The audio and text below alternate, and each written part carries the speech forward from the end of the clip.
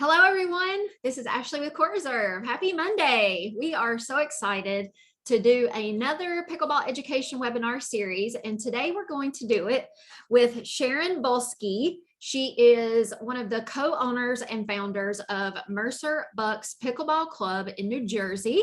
So Sharon's going to come on video and unmute her mic today. And we're going to talk to her. And Bob's also in the room. Bob's her husband and partner in crime. So welcome. Hi, guys. Hi, everyone. This is Sharon.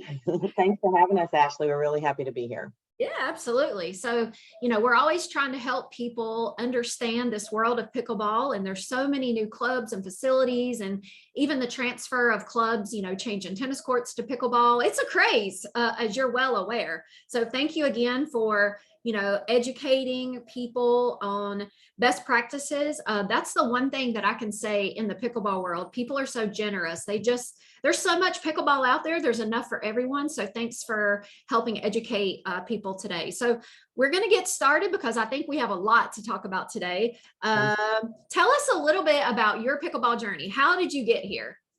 Yeah, so I think I always tease that we look like the smartest people, in the world because we opened our club. In fact, it's our 1-year anniversary this week, but we started this journey at the end of 2020, right when I think, the pandemic had hit. It was nearing the end. Pickleball was really starting to get a resurgence, I think, through the pandemic. And I am a retired corporate executive, did consulting my whole life. We wound up moving to a different town for personal reasons right at the time of retirement, and met our neighbors. And our neighbors were also just retiring.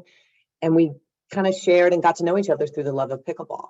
We actually striked a court in our cul-de-sac right between the two houses and played as long as we could through the winter till it got very cold. And then when it got very cold, we had to travel 45 minutes for an indoor pickleball club. And that just was really frustrating because we knew the demographic in our area was just all about really growing pickleball, need and desire to play. It was so cold. There was nowhere close. And then the four of us, myself, my husband, and this other couple, the Gabriels, Frank and Becky Gabriel, sort of decided, this is insane. Why don't we open an indoor pickleball club? So we kind of, between the four of us, we're pretty resourceful, having all lived in the business world for, decades and decades. And we put our heads together and we decided to find the perfect location. And then our business plan kind of started forming. And before you knew it, we had a business plan, we had a location, we started identifying vendors, we did some surveys in the market, and blah, blah, blah. And a year later, we are celebrating our 1-year anniversary of a 26,500 square foot 9 indoor pickleball court full of lots of programming and stuff that we can share and talk about. Wow, So congratulations. Yeah, happy birthday.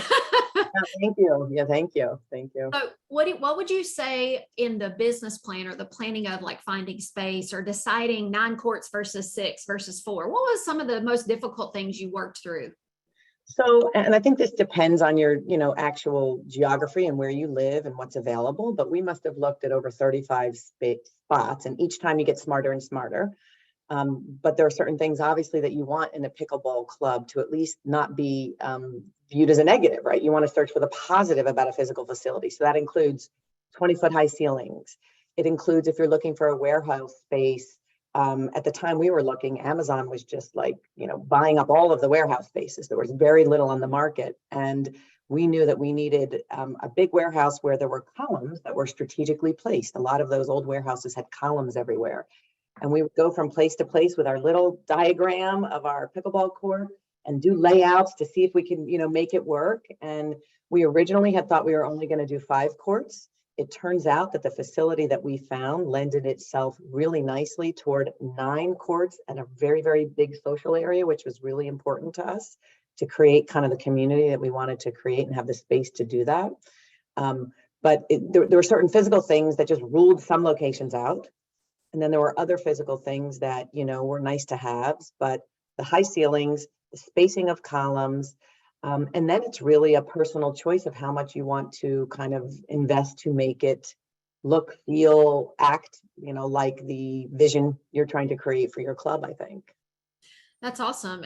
Was it difficult in the time, so this would have been probably 18 months ago, to find someone to lay the floors that you wanted, to do the lighting that you wanted, to do the nets that you wanted? Tell us about how you chose those vendors. Yeah, so yes, the answer is it was very difficult. So we were coming off the pandemic.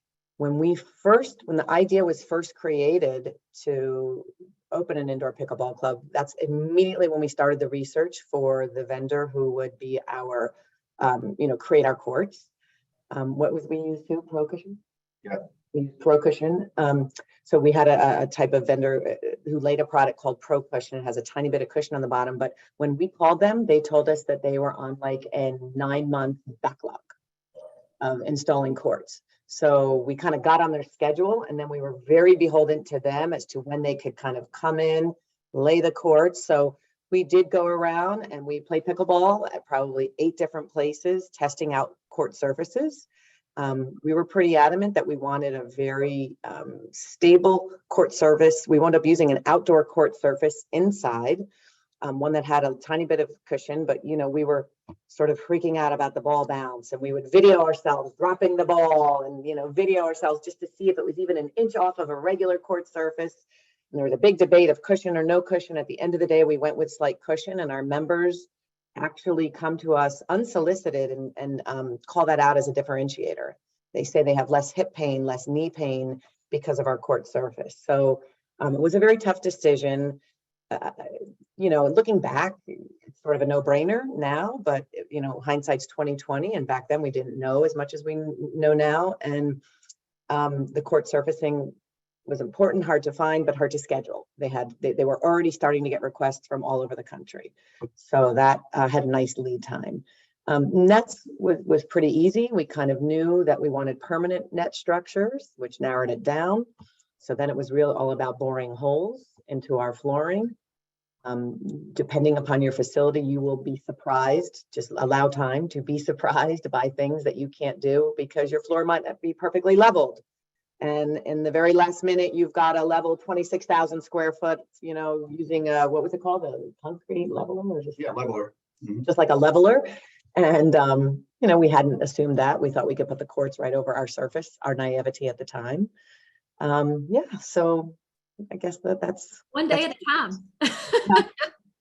Well, listen, for the folks that are online today, I'm sure that you'll have a question or two that may come up. And if you'll put those in the chat, then we will go through those questions at the end of our webinar today. So, well, let's talk a little bit about how you wanted to do your staffing, what that looked like. Do you have a front desk area? Do you have a pro shop that you sell things? And how did you decide what kind of staffing you were going to do in the beginning?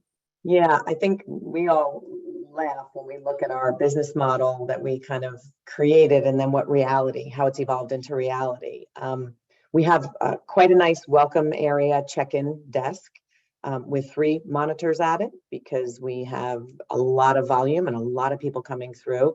Once again, in our naivete, we started out maybe thinking we'd have only 5 courts. It just so happens that the facility we found could fit 9.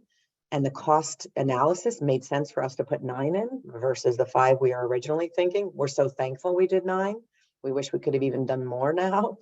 But when you thought through staffing originally, we just did not have a sense for obviously how popular it would become, but we also didn't have a sense for just how much of a community need and sort of vibe the place would take on, in that people come for, yes, we have a pro shop. We call it our merch nook. So we have a pro shop with equipment and merch, and we can talk a little bit about that. We have what we call, it's almost like a pickleball academy, because we have so much instruction. So that kind of activity is going on and requiring front desk assistance. We have programs. We do probably 53 events a week, and that's just our normal kind of predefined open play type of stuff, not our tournaments or round robins or things like that. And then we have a private event room. So if you think of the different work streams or kind of revenue streams, we needed more front desk than we ever had imagined we would. We don't let everybody book online, so we can talk through the different types of memberships we have, but because of that, a bit spiting ourselves, it requires a little bit more touch time. So we often say that we're like pickleball brokers. right? Like ticket brokers, but we're pickleball brokers because people come up and just hang at the desk and say, what do you have next week? You know, in an intermediate with 3 other people in the middle of the day on Tuesday.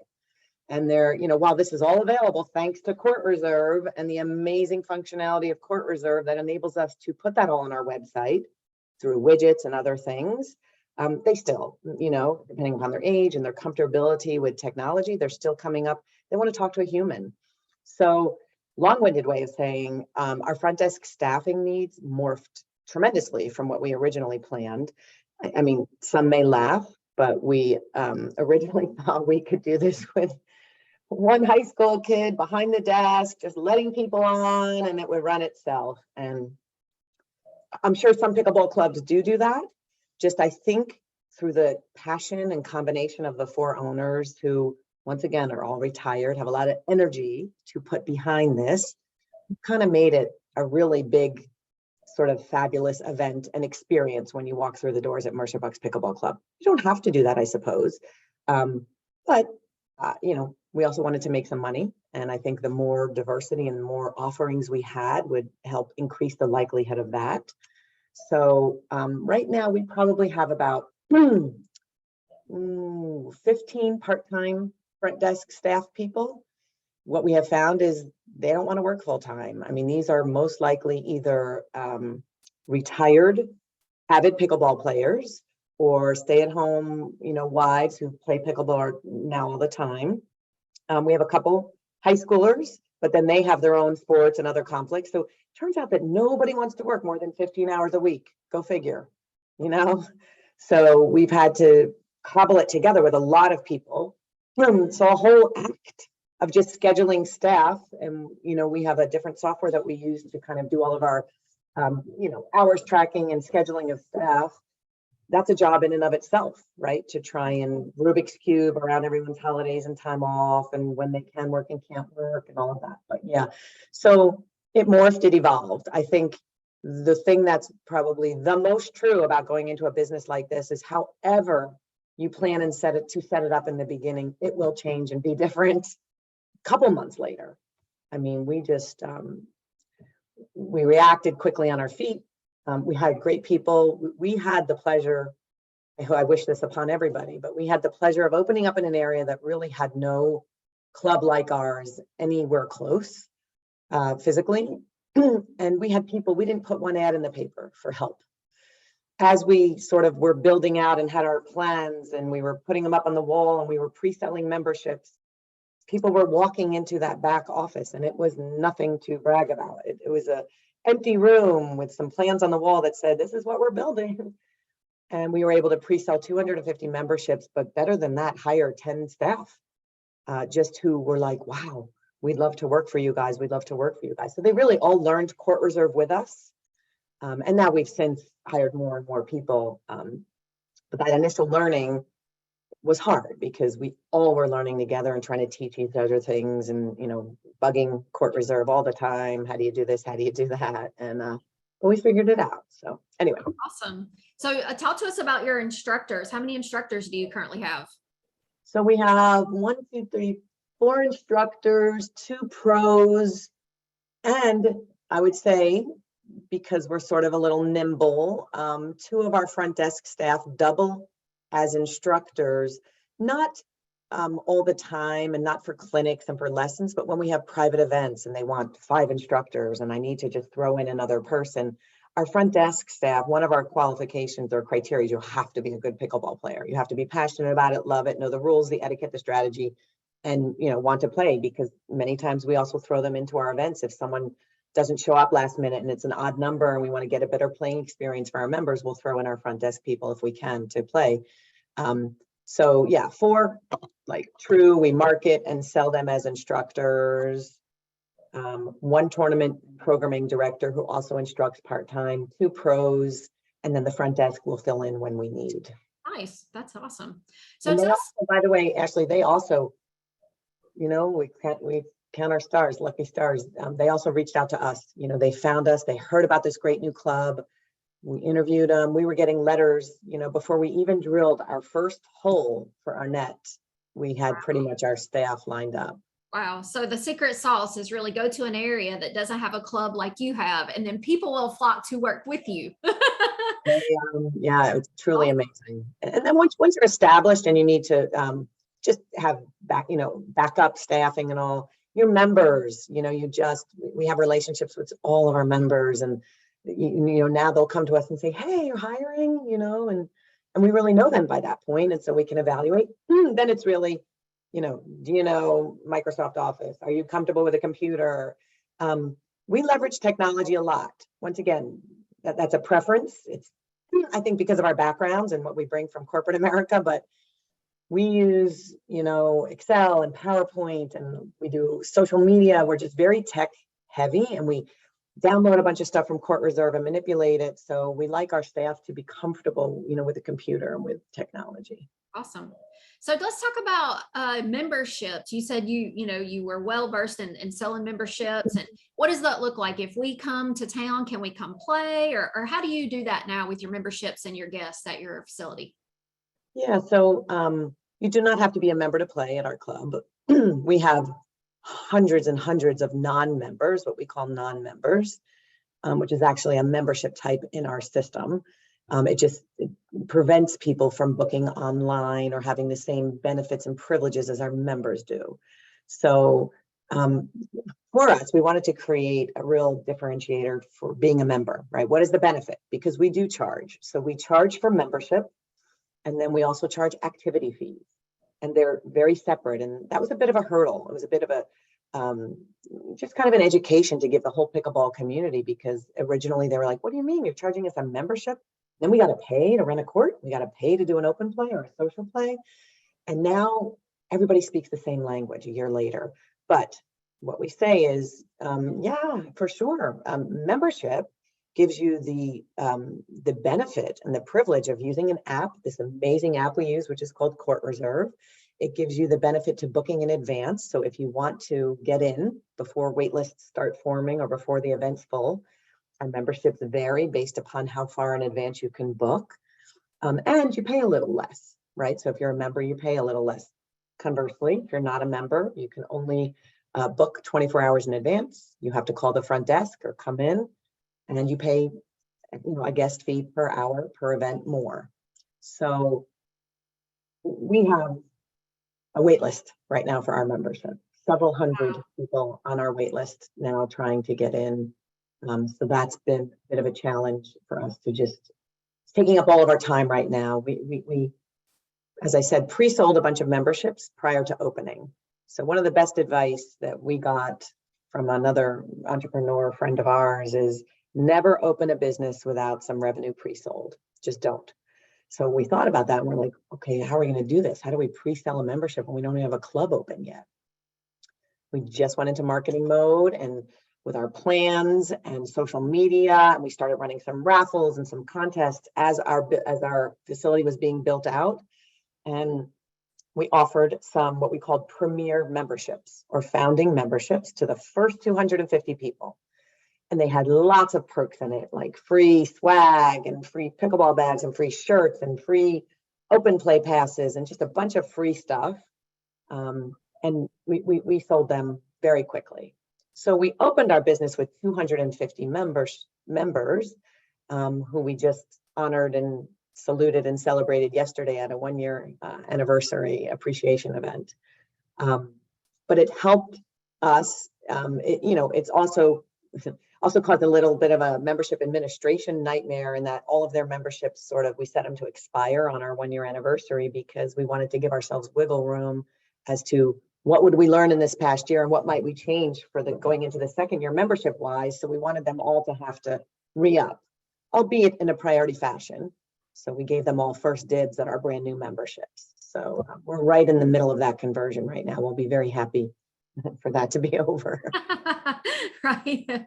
So the people passing through, do you determine at one time how many members you can actually handle within your facility? Is that kind of how you came up with the number 250 to start with, and how many you have on the wait list now? Nope, 250. Well, two separate answers for that. Let's say 250 back then was an absolute swag, to be fair. It generated a certain amount of starting revenue that was attractive to us and helped us, get started. We did do a market survey of several hundred people in the area just to get a sense for how far they travel, at what temperature would they play outside, up until, how much would they pay? And kind of, we looked at that information and we just put a cap on it. Just, you'll laugh again, but we did that thinking that we might only sell another 50 memberships in our first year. Okay, that was really, we had no idea of the demand and what would happen in the whole world related to pickleball. So, we have over 1,300 members right now. And the hardest thing to figure out, and this is going to be a very personal thing, is, based upon your area, are you in a warmer climate? Is there a lot of outdoor competition in the warmer seasons? But we don't know. There is not, and we're part of a highly analytical team. There's not a model or anything that we have been able to figure out that says exactly how many members we should allow in. What we have based it on is we had a summer season, we had a winter season, a fall season. We're almost around the year, fully, but we looked at our wait lists for our events.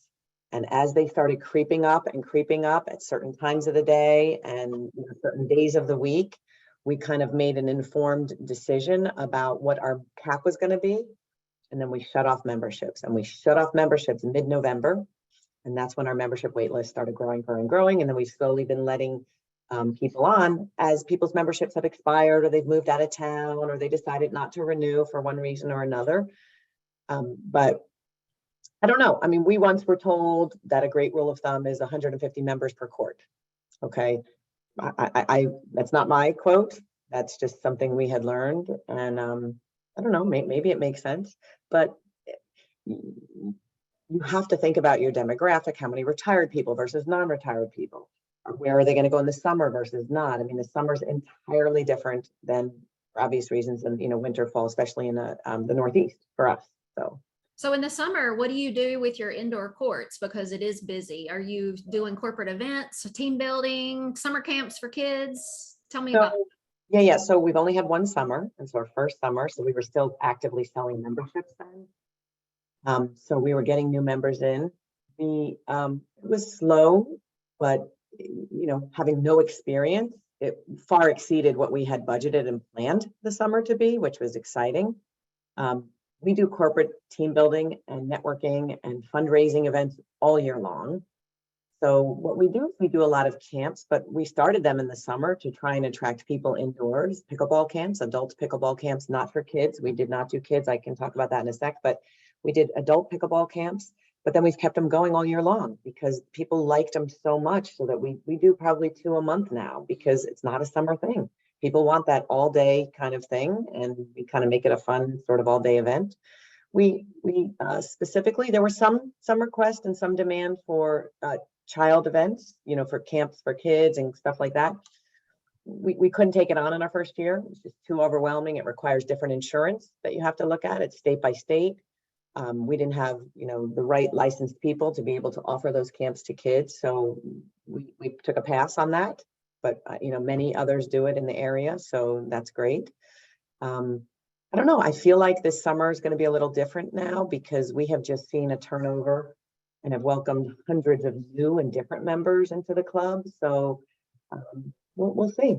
Okay, let's move on and talk about a little bit more about your events, specifically the ones that, of course, the open plays, or your specialized classes that you've seen, success with, and how you, incorporate new classes or use the wait list to see what we need to do more of. Tell us a little bit more about your programming.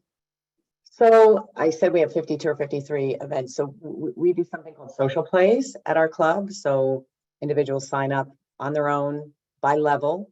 Right now, it is a subjective determination. It's whatever you self-evaluate yourself as, and that is a growing pain for any new club, right? Because people come in and everyone thinks they're an intermediate, and then, or in the intermediates think they're an advanced. And so we struggled with that big time in the first 6 months, but we had no other option. We have since become a duper club, and we are going through an entire cultural change of trying to get people to track their DUPR, scores and develop DUPR ratings so that at some point in the future, I think we're still 6 months away from it, we can run events that only allow people in that are 3.0 DUPRs or 4.0 DUPRs, but we're not there yet. So backing up, we have, this is all on our website, so you can see that because it's a view into all of our programming that we've scheduled in CourtReserve through the widgets. But we do beginner, experienced beginner, intermediate, advanced social plays where people get to play with randomly assigned partners for 7 or 8 matches in a 2-hour period. We also do 90-minute social plays. It is by far the most popular way to play in pickleball. I mean, as you all know, pickleball is extremely social. People come and meet others. Next thing you know, they're renting courts or they're going on vacation together or getting married. It's just, it's a great social way. So we do 53 of them a week. Some of them are with instructors, which a lot of our people are just nervous to go in and play as a very new pickleball player, are nervous to go in and play with a bunch of strangers. So we came up with this idea that it's very organic. Our members came up with it, or our instructors came up with it and said, hey, we should hold a social play, but have me as the instructor be there. So it's kind of coached play. So I'm watching them play the entire time. And then if they do that 3 times, then maybe they move into the unsupervised social play. So a lot of programming is really centered around this concept of rotating play. Having said that, there's, and we scramble those. So we kind of work with the CourtReserve technology to pull down attendance sheets and pop it into this proprietary tool we came up with so that on all of our TVs around the club, it just displays round 1, every court, who you're paired with. And then after 15 minutes, it rotates to the next one. And now you're scrambled with another 4 people and another 4 and another 4. So people really, it's very funny. We laugh because these are people who I guess previously played paddles up, right? Or just didn't even have any organization. And then if we forget to advance that slide, like by 1 second, they're all screaming, hey, like they don't know what to do. They don't know what to do without us telling them where to go on what courts. And it's just, we've kind of spoiled our members, I think.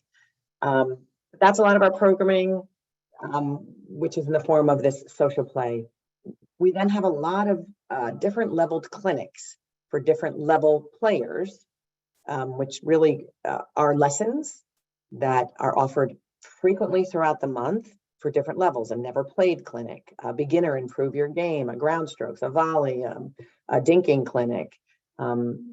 And people can sign up for it, and up to 4 people in total can sign up for it with the instructor.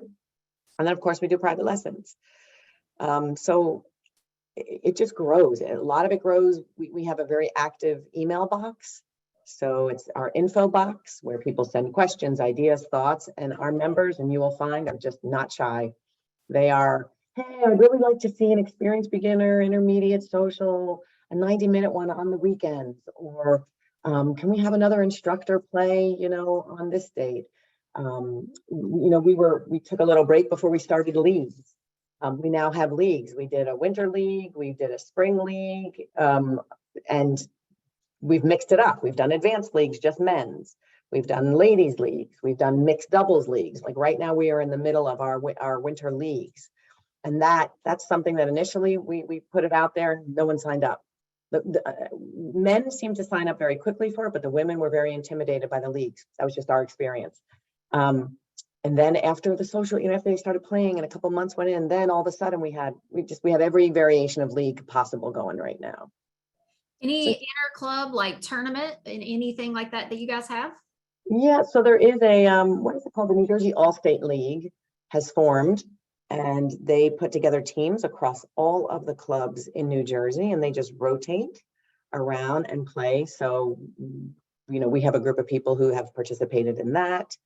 But yeah, nothing more than that we've organized, just no bandwidth to do it. We run our own tournament, so that we had always thought that tournaments would be easier to organize and run than they are. If you can imagine, it's a lot of people. We started with our Mercer Bucks Fall Classic, which was in October, and it was a huge success. We had 275 players signed up, and sponsors, and it was a great 3-day event. And now we're doing the Spring Classic, which is at the end of March. So our goal I think originally we wanted to do 10 tournaments a year, like one a month. That was in our naivete of not really knowing what a tournament is. Now we do lots of round robins throughout the year, but tournaments are like the big ones, where you're getting sponsors and you are pulling people in from a much bigger circle, and we do 2 of them a year. And anybody from outside or inside the club can join those and participate. Absolutely. Yeah, I think the requirement is honestly because ours are sanctioned. So we actually have referees. So anyone who joins, and you learn this as you go, right? They have to be USAP members individually as a person, but you don't have to be a member of Mercer Bucks Pickleball Club to play or to join the tournament. And we have pulled people from Pittsburgh to just all over. People have traveled 6 to 7 hours to come play in our tournament. Okay. So we're getting in a lot of questions. I think now is probably a good time to take some of those questions. Mhm. So when you were talking about memberships earlier, you mentioned that members can have advanced booking rules where they can log in, and then people who are non-members, they don't have as good of an advanced booking rule. Is that what you said earlier? Correct. So our non-members can only book 24 hours in advance. Okay. We do make exceptions for non-members who are never played. Our theory is that we do not want to slow down the progress of people learning the game. So you can book 2 weeks in advance if you want to take a never played clinic. So we open our very, very, beginner clinics to everyone as far in advance as possible. But then once you are sort of playing, it would be non-members 24 hours in advance. And then each of our members have different booking windows, advanced booking. Okay. And you mentioned you have some sanctioned tournaments, and then you have some in-club round robins and things like that. We have a question about how you run your adult pickleball camps. Mhm. Are they one day? Are they a few days a week? Like, give us a brief overview of that. And you can go to our website under our events tab, and you'll see all of the events that we are hawking all the time. And it's pretty descriptive, but one recipe, there's probably a million, right? That works for us, that has morphed over time, is it's a 4-hour clinic, we call it. But it has 4 different sessions, 4 different instructors. We take only 16 people. We offer lunch in between and snacks throughout the day. And people travel through stations. So they travel, they might go to ground strokes, and then to a drills with the ball machine, and then to volleying, and then whatever it is. So, and we do that for our experienced beginner groups, and then we do it for our intermediate groups. So, and we price it as a full day thing. And so it's, they get to try out 4 different instructors. They come, they're grouped with 15 other people, and it becomes like a little, a fun day, a really fun day for everyone.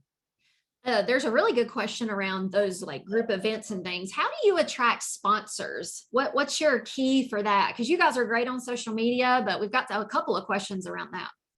Yeah, so for our big events, our big tournaments, the Fall Classic and the Spring Classic, actually we also had a sponsor for our internal non-sanctioned, non-referee tournament we call the Summer Sizzle. You got to network. If you have a prior life, you're reaching out to friends and companies, and you are saying, hey, this would be great PR for you, great marketing for you. You come up with maybe different levels of your sponsorship and what that will get them. It helps to have a nice social media presence. We've just surpassed 1,200 followers on our social media for a year, which is, nice. We're happy with that. But it's about relationships. Now, after the first one, tapping into all of our personal relationships of the owners and asking them to sponsor, which they did, like orthopedics groups, law firms, insurance companies, they come to us. They literally came to us and said, hey, can we, we'd love to be a gold sponsor, so, which is fabulous. Then we have members, like you'll get to know your members, and your members are just a wealth of information, and they span many industries and lives. And so many times, we've asked our members if they would want to sponsor an event.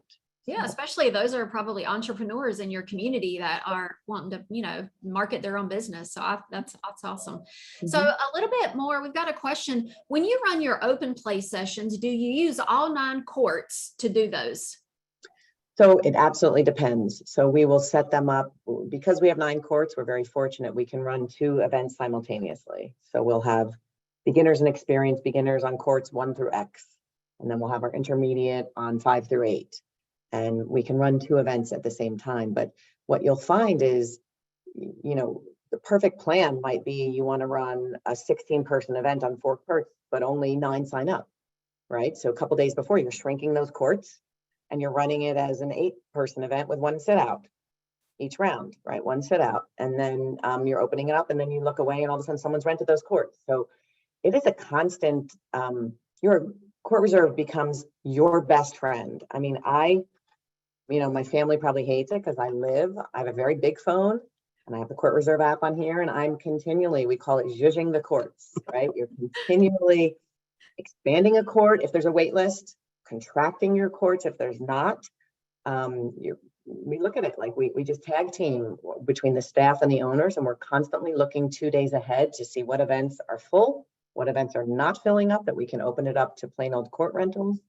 And you get into a flow with that, and you realize which events really work at what times of day. And then you do creative things in your times of day that aren't as busy, and you have some capacity. That's really good. Okay. That's good. Oh, this is a great question. Do you have ball machines? And if you do you limit the number of hours, that people can use those? Yeah, we have one ball machine, and we require that you rent a court with that ball machine. I think the minimum you can rent the ball machine for is half an hour. Most people rent it for an hour, but we haven't had a ton of competition for it. We have some members who bring their own ball machines actually to do drills. Oh, nice, very nice. So there's a great question here around your pro shop. How much emphasis do you put on what your players want you to sell in your pro shop versus what you guys truly want to sell? Yeah, so it starts out with what we want to sell, right? We filled our merch nook with, I'm a big gifty person, like a very big, I love gifts, and pickleball themed gifts seem to sell very well. So we staffed it with, filled it with,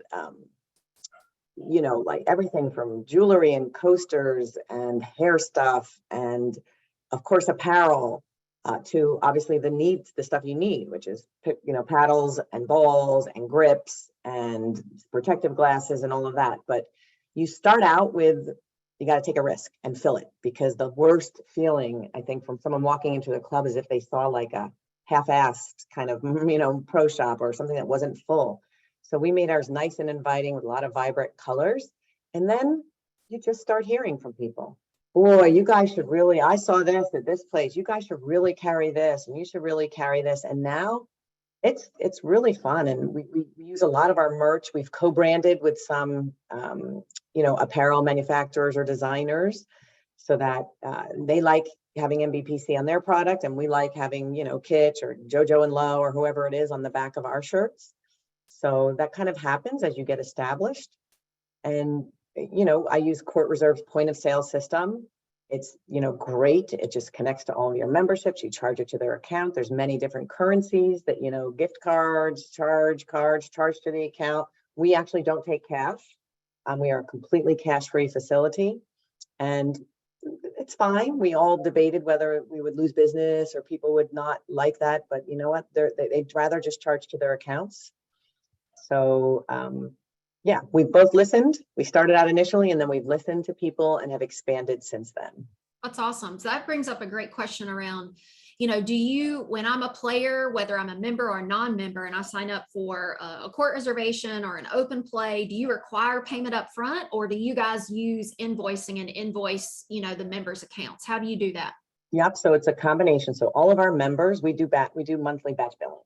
And Court Reserve really, really is a savior in that regard, because we are able to allow our members to grab a drink out of the cafe, do a clinic, buy a shirt, whatever it is they want. And they just, tell the front desk, put it on my account. We do monthly invoices for our members. We give them 3 days to review the invoices, and then we automatically pay them out. So very importantly, every single person in our system, in order to play at the club, you have to have a credit card in the system. And we don't charge it initially. We will, impose the fee if you cancel within our cancellation policy. We do not charge it if you're not a member. You cannot even make a reservation or anything at our club unless you've created a payment profile and we have a credit card on file for you. And we learned that the hard way. So we didn't always require that. For our non-members, who we don't batch bill, right? Because only the members get the benefit of that batch bill. But for our non-members who are just coming in, we never used to require a credit card. And then all of a sudden, we had all this outstanding, revenue that we never collected because you're so busy. We forgot to, swipe their card when they were in. Now we have their cards on file, and we let them know that, you don't come within our cancellation policy, we will charge that card. Once you walk through the door and check in, we will charge that card, etc. Yeah, there's no reason to chase down money when you can just, it's all in the system, it's automated. So that's awesome.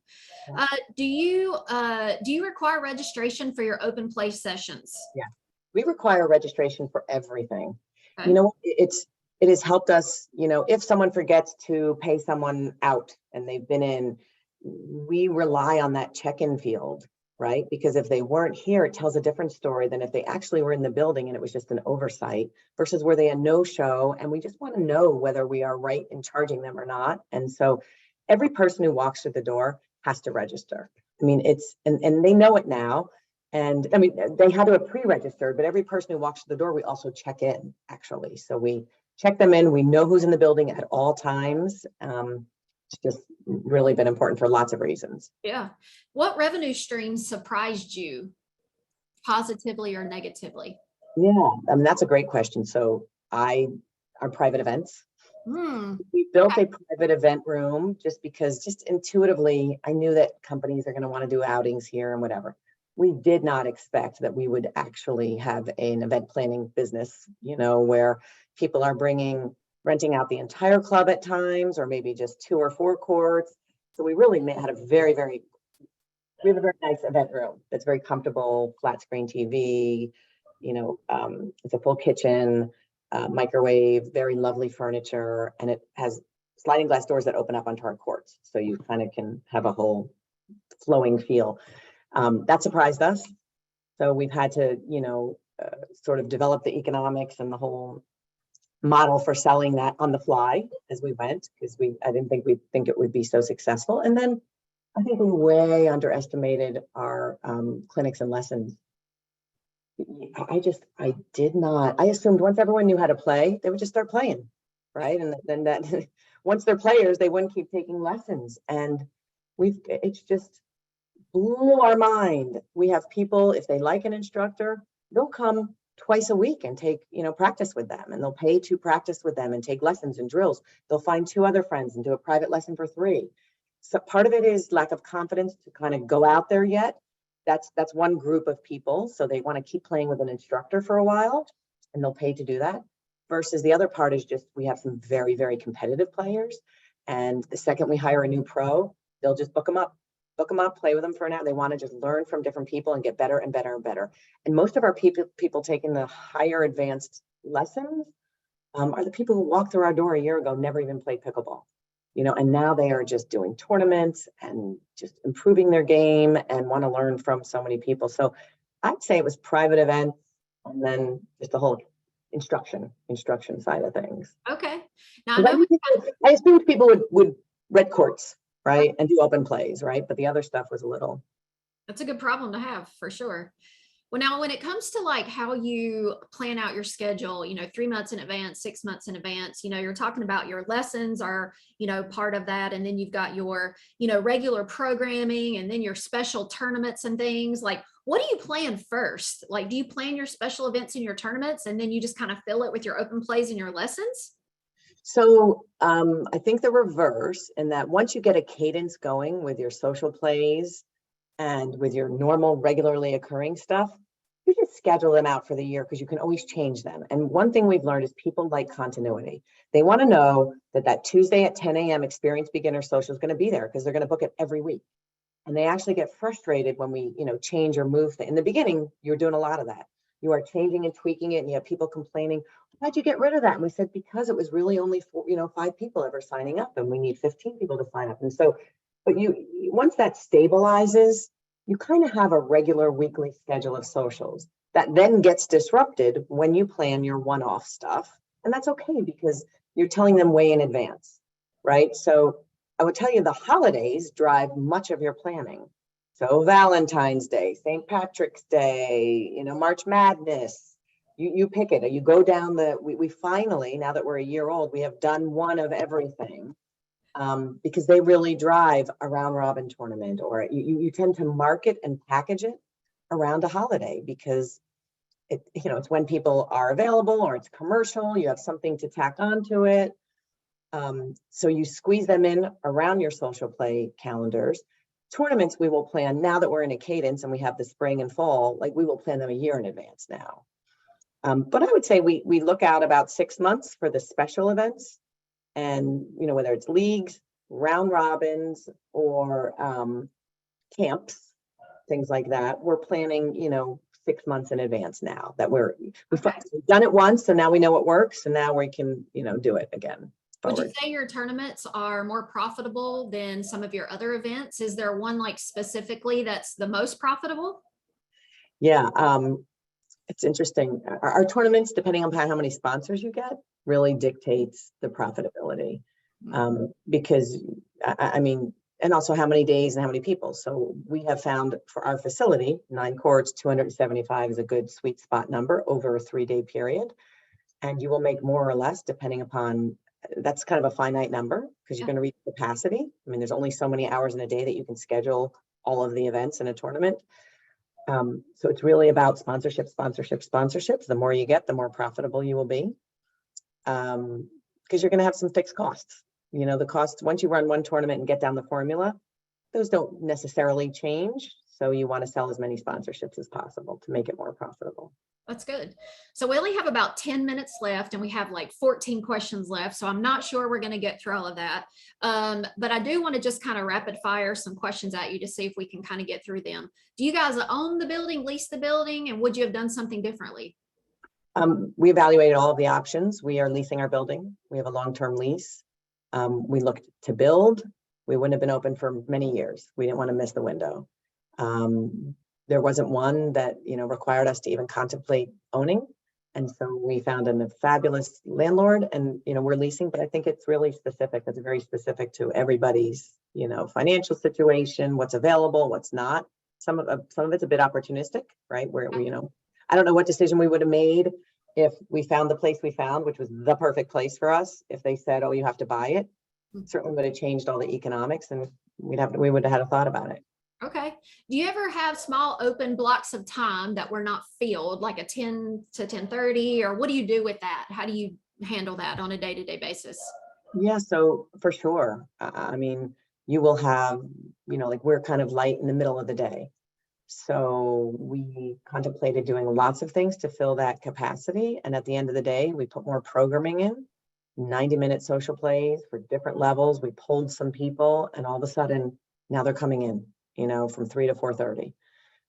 We changed things from half an hour in the evenings or to be from the hour on the half an hour. Little tweaks like that are very appealing to people at nighttime who might not want to stay till 10 p.m., but for some reason 9:30 p.m. is really palatable.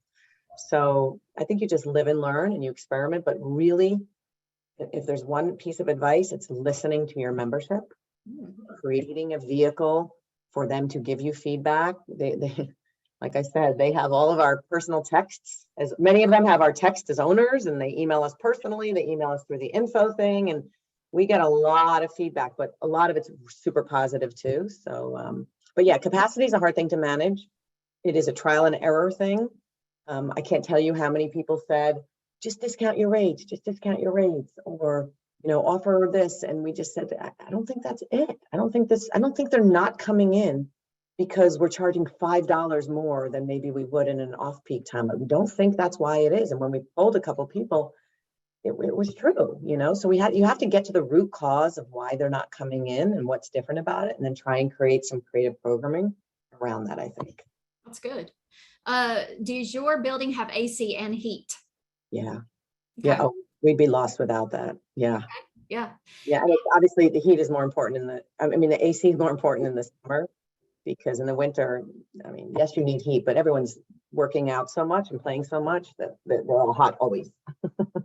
So your instructors, and you don't have to give too much detail about this, but do they work specifically for you guys and make like a salary or hourly, or are they contracted?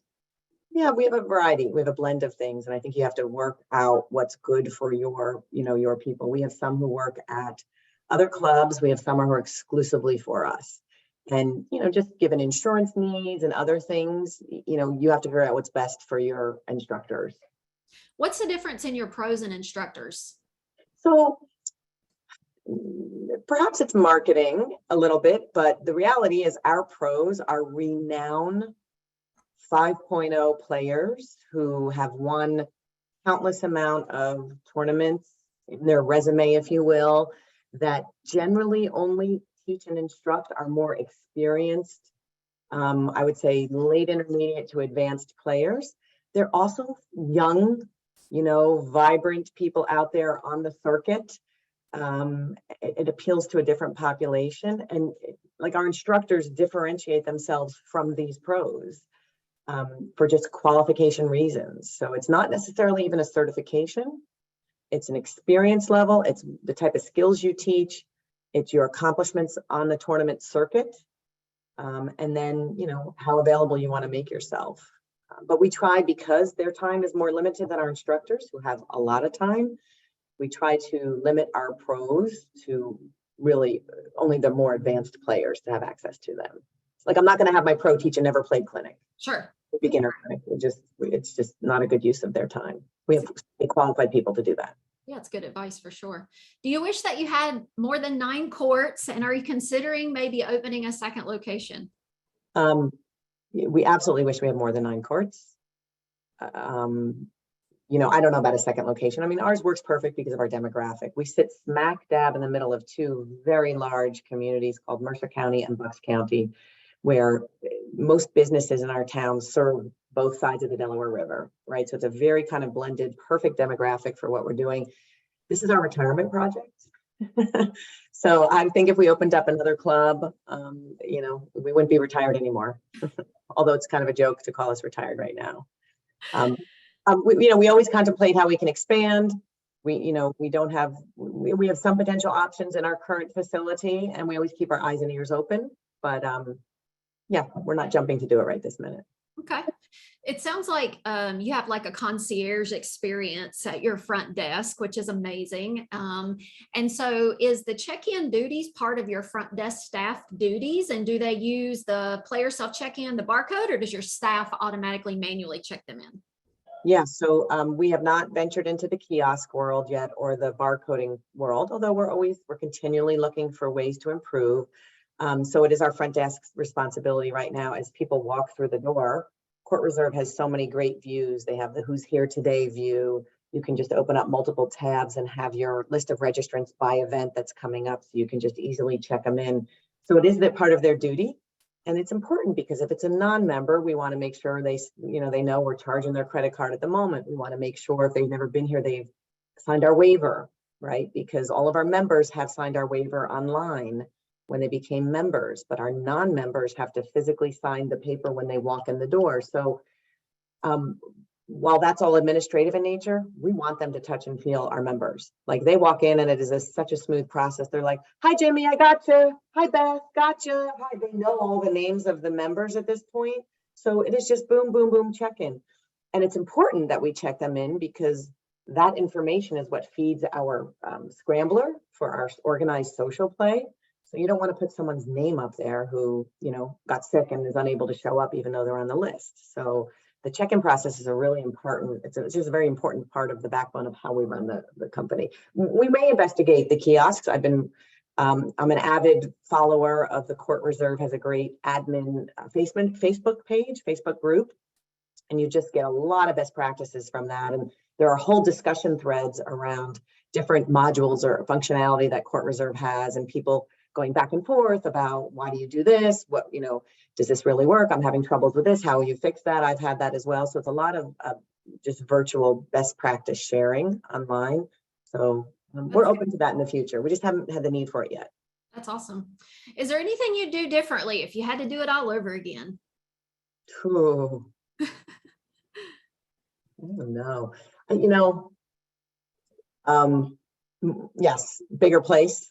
Right? Even a bigger place for sure, but I wouldn't even have contemplated that back a year ago, right? We were taking a risk as it is. So if I could do it again, I would have more courts for sure. It is a build it, they will come industry right now. I don't think it's a fad personally. I mean, just based upon the members we have walking through the door and their absolute obsession and love for the sport and how they bring and mushrooms and they bring all their friends in and blah, blah, blah. They love to do this. So I think it's going to be around for a while. I had to do anything different.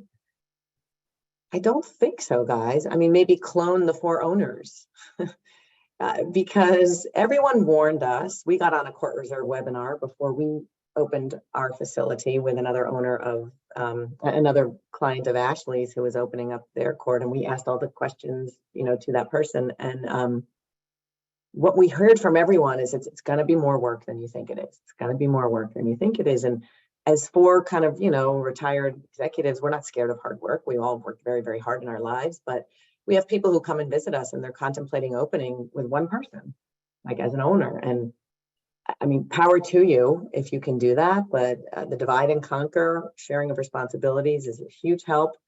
We are a year into this. We feel fortunate that we are very leveraged. We don't have to be at our front desk at all anymore. Our employees can run the club day to day, yet we still are working 50 and 60 hours a week because we are doing the payroll, the scheduling, the marketing and social media, the contracting with whatever vendor, tournament, sponsorship, all the kind of contracting type stuff, the facilities management when there's a leak here or someone spilled a bunch of Kool-Aid on your court or whatever it is, first aid. So the 4 owners are very focused on the behind the scenes work that you need to do to run a big successful club. But I'm happy that we're fairly leveraged from a day-to-day. The club could run without us. It may not grow and people might not be happy over time if we all just went away, right? But so I'm a long-winded way. I don't know that I would do anything different. I mean, we just were in the most beautiful, perfect, meeting of market demand, need, and skill set of the people building it. And then we lucked out with our facility and we got a bunch of free marketing and press initially because we were the new sexy thing in the area. So we had Action 6 News showing up at our ribbon cutting. It was, I will say, if you don't have somebody, you don't need to pay for marketing anymore. You need to have somebody that is very good with social media. All of our marketing is based on, Facebook and Instagram. I don't even believe you need Twitter anymore. It is really about Facebook and Instagram. And then as your club grows, creating a members Facebook page, just like CourtReserve has for their admins. And we now have for our Mercer members, and they're like, hey, can anyone play, whatever. And it's just a members group. And so social media is just a really important part of your whole marketing plan. That's really good. Well, I do want to mention that, CourtReserve, we're going to help put on a mastermind in April. It's going to be out in Utah, Salt Lake City, Utah, and it's going to talk about a lot of the things that Sharon just went over, how to start your club, how to do your marketing, best practices, how to do top to floor ABC. So if anybody's interested in learning more, you can send out an email to support@courtreserve.com and we'll get you some information on our mastermind, what we're trying to do, because it's all about education, right, Sharon? It is about best practices and maybe not, doing the same thing we did and learning from each other. Sure. And Ashley, I would just add a little bit of a plug for CourtReserve. We have done our homework. So we all have a lot of systems experience and business experience, and we looked at maybe a couple other systems, but really didn't spend much time there because we very quickly went very deep in CourtReserve to make sure it was going to be the system and software for us. And it was overwhelming in the beginning. I'm not going to tell there's no other way to explain it. It is overwhelming to figure out how you're going to manage capacity and 9 courts and events and all this stuff on this system. And then what you find is you learn it. CourtReserve is great about giving you a free trial run prior to your opening so that you can touch the system and ask questions. But the customer service, and I have worked with a lot of IAM systems vendors and off the shelf kind of, platforms and other softwares. CourtReserve's support system is insane. I don't know how you sustain it, Ashley, because we were a heavy lift for them. I'm telling you, heavy lift. We grew from 0 to 400 members to 1,000 members overnight. We have 9 courts and an event room that we treat like a court and manage. They're rolling out new releases all the time. And we're learning those new releases and throwing back questions at them. And between their chat line, which is live chat, their support email, and then these live sessions you can schedule with one of their experts. Most of the time it's not needed because you'll send a question in and then they'll send you a video back called a Loom. They'll send it back with here's how you do it. So that, and then their Facebook support, kind of their best practice, sharing venue. It's a great platform. I mean, anyone who comes to visit us, I say, we did all your research for you. Like, you just need to use CourtReserve. We wouldn't, to be fair, I don't think we would have gone into this business because I did not want to start developing a proprietary system for booking and payment and platform. And we use it for everything. We use it for scheduling. We use it for instructor and price management. We use it for batch billing. We use it for point of sale, email. It's actually become our email communication out to our members backbone. So it's a great software, and it can even do more than I think most clubs use it for. So anyway. Thank you very much. Well, thank you again. We're so happy for all your success, and just thank you to you and Bob for joining us today, even though Bob can wave from the corner over there. So we will put this up on the CourtReserve YouTube channel and the Vimeo channel. And if you guys have any further questions, please send those to support@courtreserve.com. And we thank you, Sharon, for your time today and all of your education. So thanks again. Hope you guys have a great week. Take care. All right. Good luck, everyone. Bye-bye.